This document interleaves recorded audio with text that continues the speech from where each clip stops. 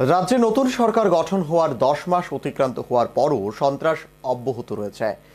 ADC এলাকায় জোর করে পদত্যাগ করানো হচ্ছে জনপ্রতিনিধিদের। মঙ্গলবার এক সাংবাদিক সম্মেলনে এমনটাই অভিযোগ করেন জিএমপি নেতা রাধাচরণ দেববর্মা।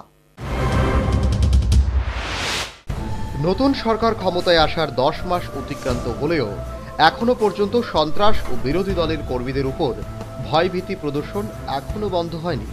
মঙ্গলবার গণমুক্তি পরিষদের রাজ্য সদর কার্যালয়ে এক সাংবাদিক সম্মেলন করে শাসক দলের উপর এভাবেই তোপ শানালেন জিএমপি নেতা রাধাচরণ দেববর্মা। তিনি অভিযোগ করেন, এডিসি এলাকায় এখন পর্যন্ত 976 জনের ভিলেজ কমিটির সদস্যকে জোর করে পদত্যাগ করানো হয়েছে।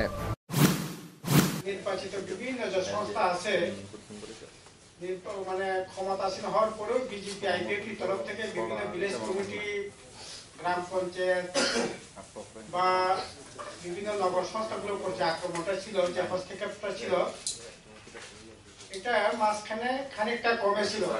কিন্তু এখন উপনির্বাচন, ভিলেজ কমিটি উপনির্বাচনকে সামনে রেখে আবার নতুন করে জোর জবরদস্তি করে পদত্যাগ করানোর একটা চেষ্টা সেখানে চলছে। এটা গণতন্ত্রের পক্ষে কোনোভাবেই কাম্য না, এটা হওয়া বাঞ্ছনীয় না, এটা অত্যন্ত বিপজ্জনক। আমরা বলবো এটা অতি সত্বর বন্ধ করা দরকার। আমাদের ভিলেজ কমিটি 587টা ভিলেজ কমিটি, 4447টা ভিলেজের মেম্বার আছেন, তার মধ্যে 976 জনকে জোর করে পদত্যাগ করানো হচ্ছে। পাহাড় এলাকায় এখনো কাজ ও খাদ্যের অভাব রয়েছে বলে দাবি করেন রাধাচরণ বাবু।